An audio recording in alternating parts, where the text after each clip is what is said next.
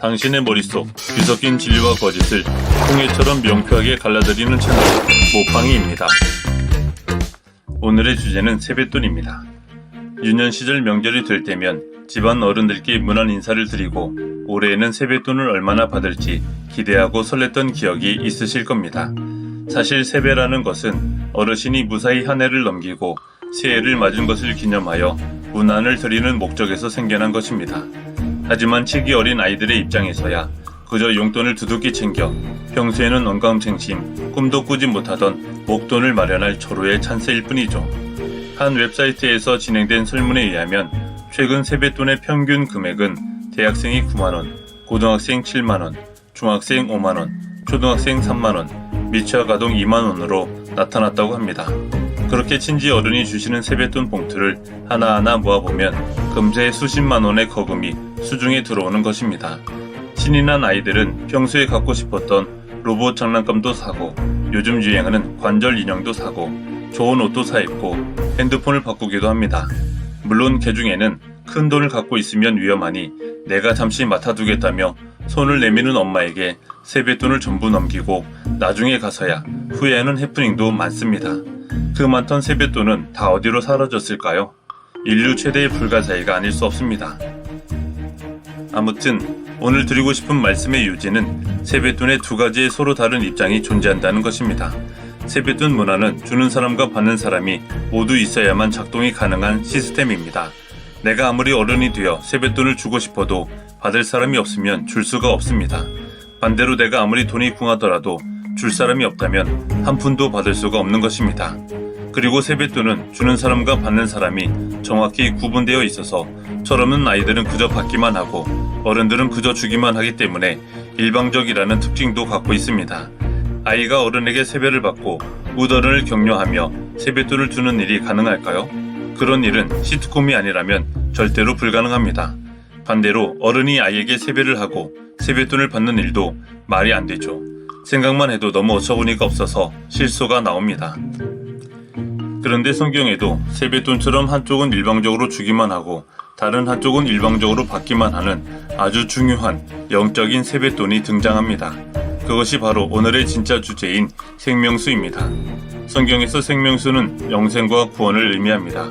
그리고 이러한 생명수를 주시는 분은 오직 성령과 신부라고 기록되어 있습니다. 요한계시록 22장 17절 성령과 신부가 오십시오 하고 말씀하십니다.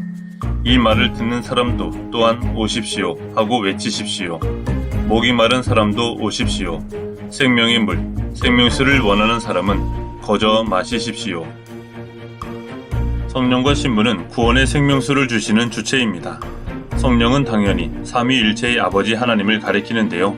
그렇다면 아버지 하나님과 함께 생명수를 주시는 신부는 누구일까요? 혹자는 신부가 교회와 성도들을 가리킨다고 주장합니다. 하지만 계시록 22장의 본문을 보면 교회와 성도들은 신부가 아닌 별도의 다른 그룹으로 분류되어 있습니다. 성령과 신부가 생명수를 받으러 오라고 말씀하실 때 그 말씀을 듣는 사람, 목마른 사람, 원하는 사람이 각각 있다고 하셨습니다. 이렇게 생명수를 받는 입장에 있는 모든 이들이 바로 교회와 성도들입니다. 다시 말하자면 교회와 성도들은 엄연히 생명수를 받는 입장에 있다는 것입니다. 그런데 성도들도 생명수를 줄 수 있다는 주장도 존재합니다. 예수님을 전하는 행위는 생명수를 주는 것과 같다는 것인데 성령과 신부의 말씀을 듣는 사람이 오십시오 하고 외치는 대목이 그 주장의 근거입니다. 하지만 그것은 성도가 신부이기 때문도 아니고 실제로 생명수를 주는 것도 아닙니다. 단지 그들은 생명수를 받으라는 소식을 전달만 했을 뿐인 것입니다. 실제로 생명수를 주는 것과 그 소식을 전달만 하는 것은 완전히 다른 문제입니다. 그러니 교회와 성도들은 생명수를 받는 자의 입장을 결코 벗어날 수 없습니다. 반면에 성령과 신부는 성도들과 완전히 구별되는 별개의 존재입니다.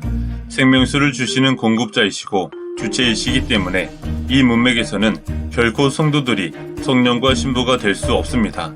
세뱃돈도 주는 어른과 받는 아이가 완전히 구분되는 것처럼 생명수도 주시는 성령과 신부 그리고 받는 교회와 성도들의 입장이 확실하게 나뉘어 있는 것입니다. 그래서 성경의 다른 구절을 보더라도 생명수는 오직 구원자이신 하나님께서만 주실 수 있다고 했습니다.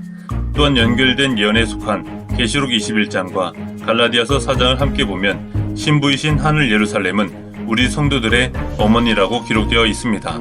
자녀와 어머니가 서로 동일한 존재일 수 없는 것처럼 자녀인 성도들과 어머니이신 신부 또한 절대로 같은 입장이 될 수는 없습니다.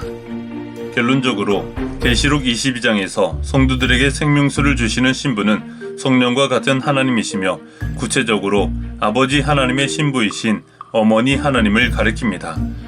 결국 성경의 마지막 페이지는 우리에게 마지막 시대의 구원자이신 아버지 하나님과 어머니 하나님을 증거하고 있는 것입니다. 성령의 신부이신 어머니 하나님을 부인하고 계시록 22장의 신부를 교회라고 주장하는 행위는 마치 코올릭의 어린아이가 어른들에게 세뱃돈을 주는 것과 같은 허무맹랑한 공상에 불과합니다.